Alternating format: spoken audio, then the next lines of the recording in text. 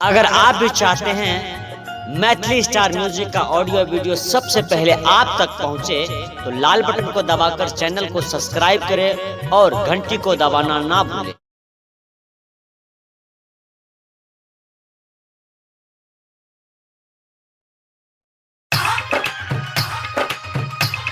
अभी अखने आप सब सुन रहल छी मैथिली स्टार म्यूजिक के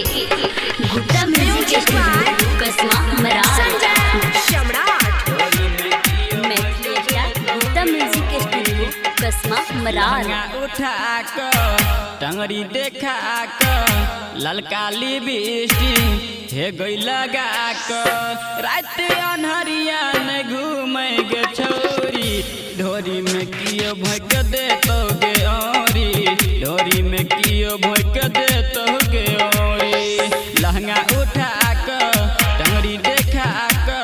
ललका लिपस्टिक हे गई लगा क रात अनहरिया न घूमे गे छोरी ढोरी में कियो भोंक देतो गे औरी ढोरी में कियो भोंक देतो गे औरी ढोरी में कियो भोंक देतो गे औरी ढोरी में कियो भोंक देतो गे औरी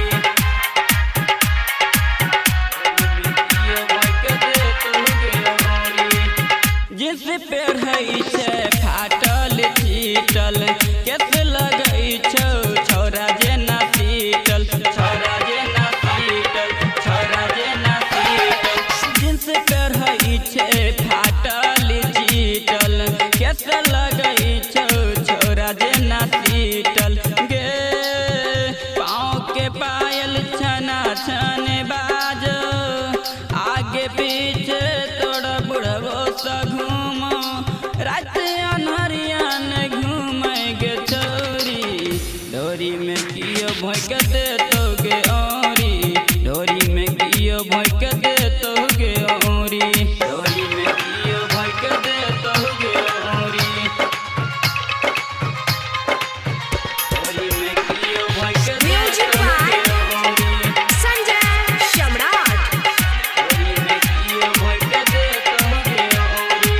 चले छे छाती से ओढ़नी उतार क देने छे प्रेमी परबिंद के पटाक देने छे प्रेमी परबिंद के पटाक चले छे छाती से ओढ़नी उतार क देने छे प्रेमी परबिंद के पटाक गे गायक अमरजीत कहै छौ समझा क राखै जवानी छोरी घर में बचा क पिंटू दीपक संगे घूमै छे धौरी गे ढोरी में कियो भोंक देतो गे औरी ढोरी में कियो भोंक देतो